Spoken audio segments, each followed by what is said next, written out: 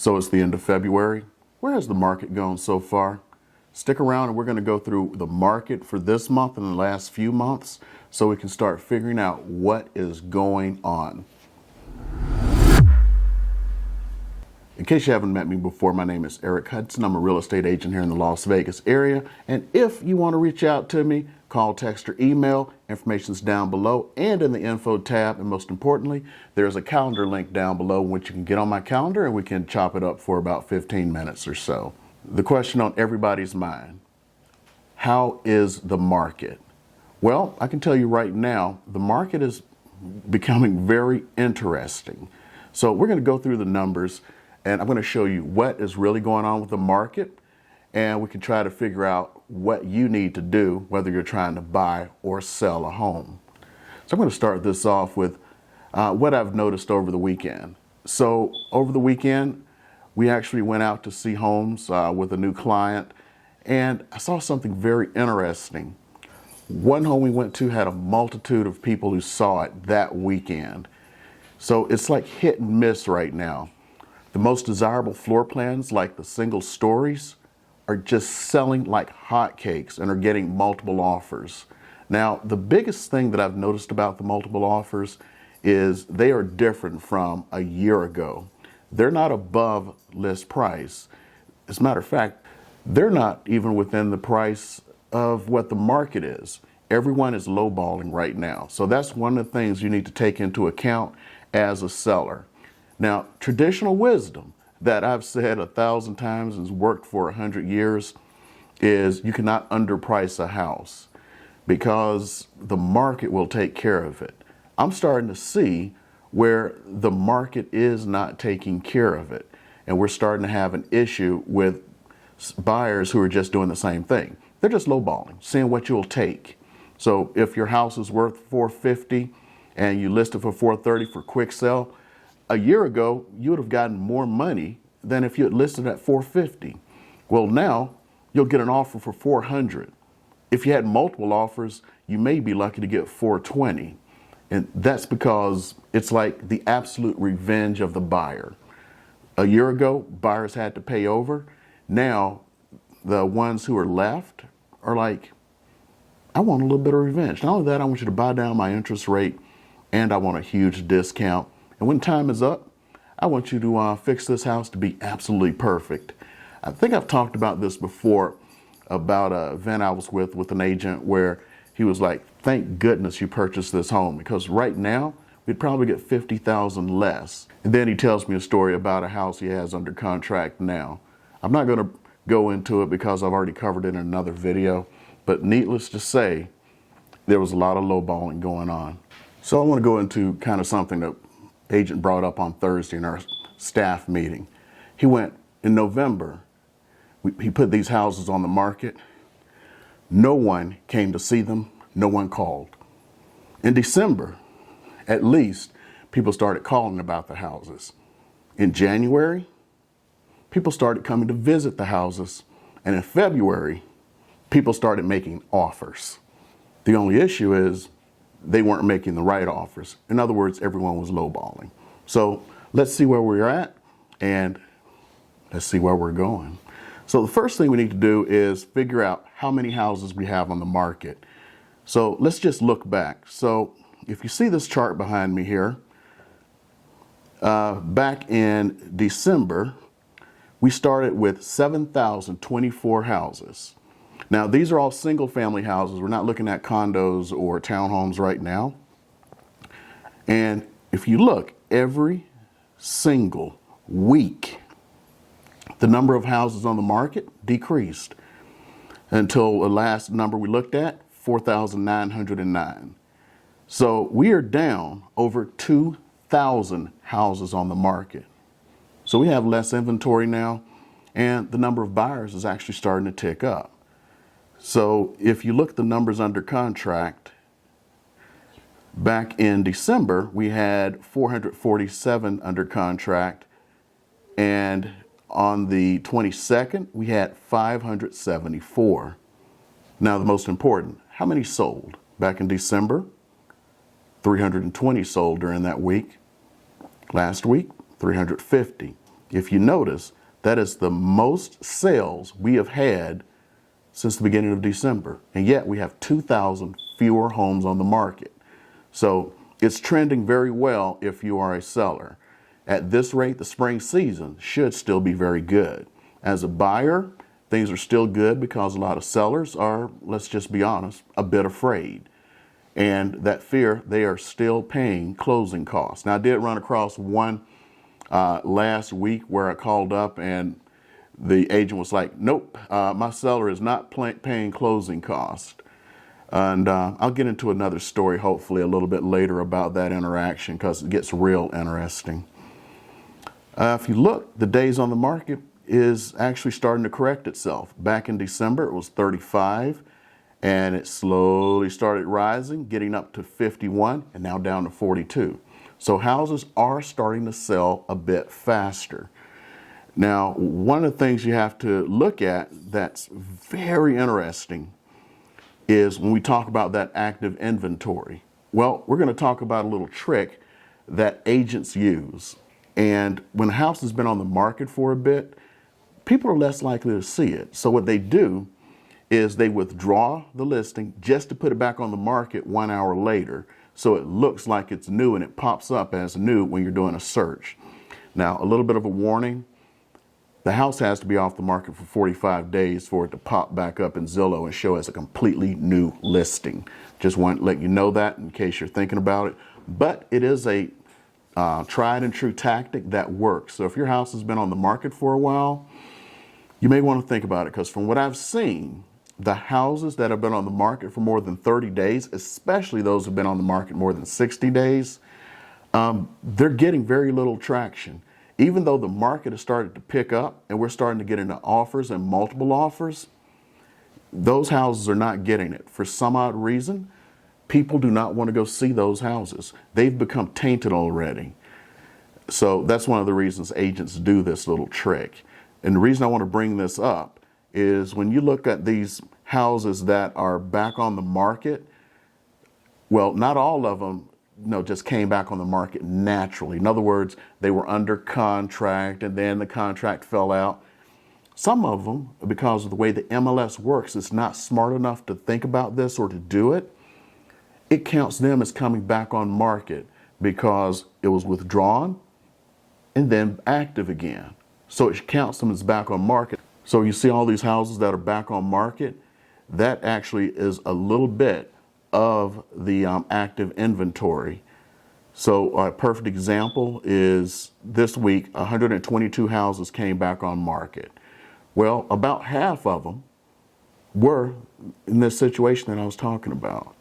Now let's go ahead and go through the notice of default. So what a notice of default is if you've gone for 60 days without paying your mortgage, then you're going to receive a notice of default from the bank. In other words, this is a sign of where foreclosures are going. Pretty much back in December, there were none. Then it started, and right now we have hit 65 notices of defaults. In other words, more people are not paying their mortgage, which is actually surprising considering just about everyone has equity, with the exception, I would say, the folks who are going to get lowballed and then all that equity is taken away. Now, next, we're going to talk about weeks of inventory. And if you notice, this is coming down every single week. Back in December, we had 22 weeks of inventory, kind of fluctuated. Now we're down to 14 weeks of inventory. So basically about 3 months of inventory. The way the market works is 5 to 6 months is considered a balanced market. Anything over 6 months is considered a buyer's market. Anything less than that is considered a seller's market. So at 14 weeks, and we have been in this the entire time pretty much, with the exception of 1 week, we have been in a seller's market, and we're in a seller's market now. And the big thing is buyers, at some point, the sellers are going to realize that they do have an asset, and the only thing that is really preventing things from going the way they should has been one thing: interest rates.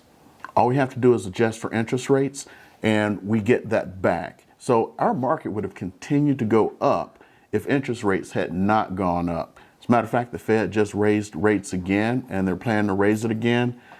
The smart sellers, these smart sellers are offering rate buy downs up front, because as soon as inflation is in check, then we're done with that. Interest rates are going to come down, and you're going to actually have more house and everything else, especially if you are doing things right now. Make sure you track the spring market. This is one of the things I'm going to be doing for you guys. We're going to see where things are going.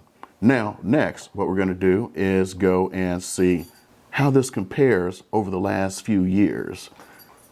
So let's go back to 2019 before the pandemic.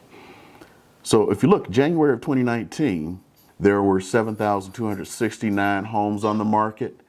Now compare that to now, 4,905. Well, did you notice something? We have far fewer homes on the market than before the pandemic started. Now, before the pandemic started, the market was strong. It was very strong. It went crazy during the pandemic. We had a very strong seller's market back then. Even coming into 2020, we had about the same number of homes on the market as we have now. Now, let's continue. 2021, we got down to 1,998 homes, and in 2022, our bottom was 1,832 homes. Well, yeah, that was a year ago. So we're a little more than double, 2.5 times the homes, but think about how bad it was a year ago. A year ago, you would pray to have a home. I don't know if I ever told you this story, but it was right before the market shift, right before it. And we were doing the home inspection on a house, and the owner was still there. She was an older lady, and she was telling me the tales of what was going on with people looking for the home, because it had 14 offers on it.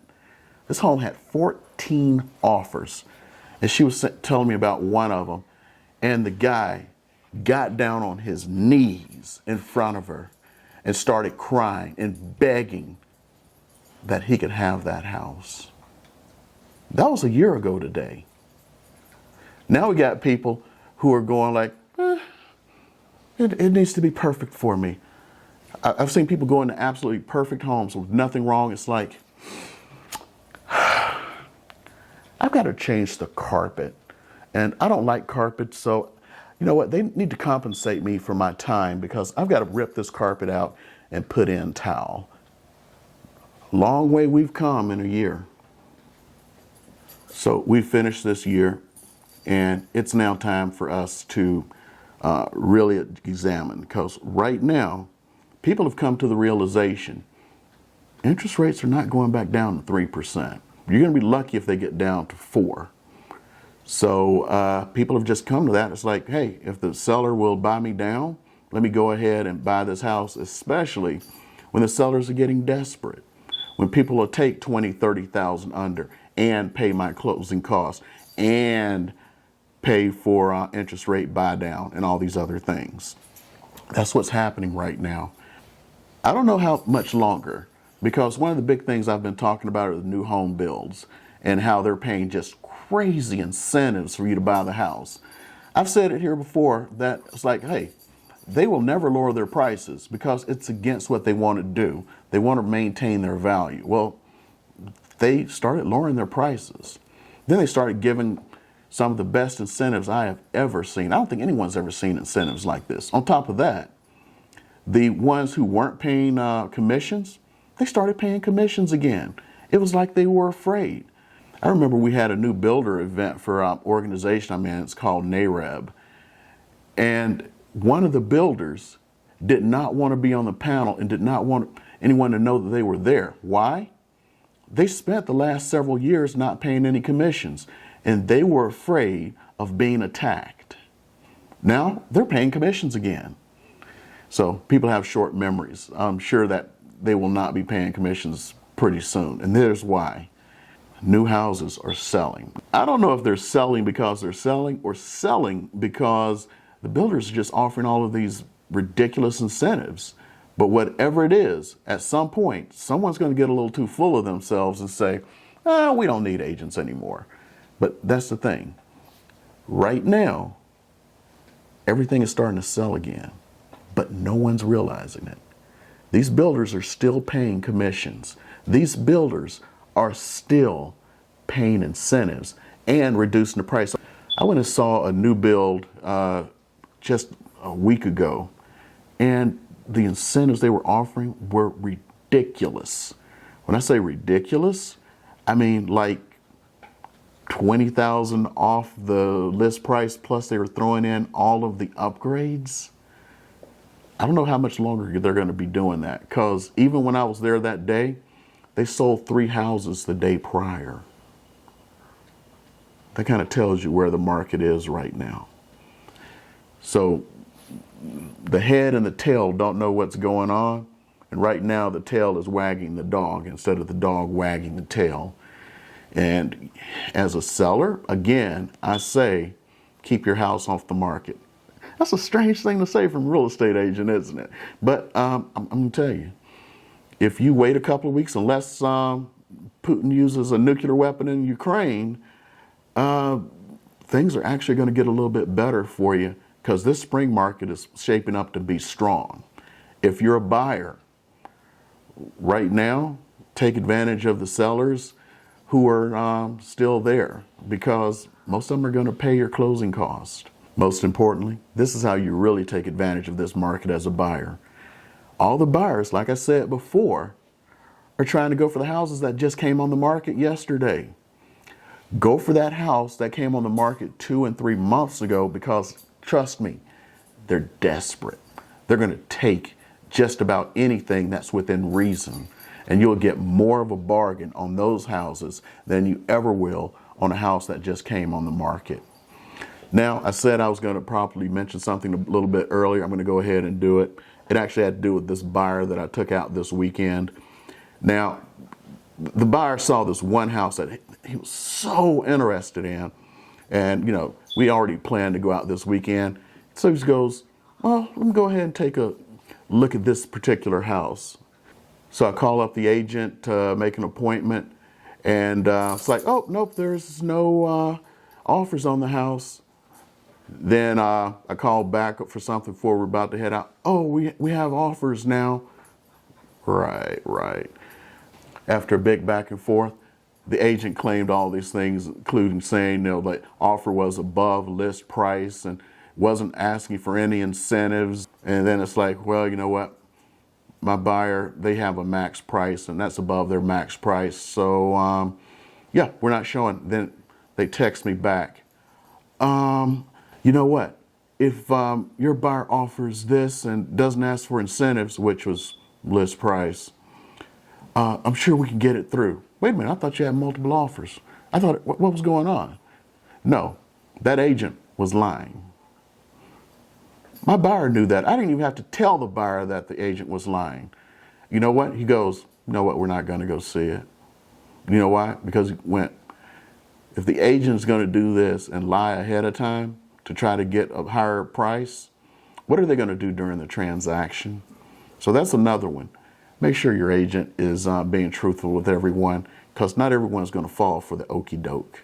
Now, if you don't want to fall for the okie doke, if you need to get some advice on real estate, whether it's buying or selling or investing, yeah, same old line. Call, text, email, info below, info in the tab, and most importantly, get on the calendar, because it's the best way. And I put in a lot of hard work pulling numbers and everything for you guys. And if you haven't subscribed, do me that little favor and reward me for my hard work by hitting that subscription button and hitting a thumbs up and leaving a comment. I'm actually responding to them now. See you guys later.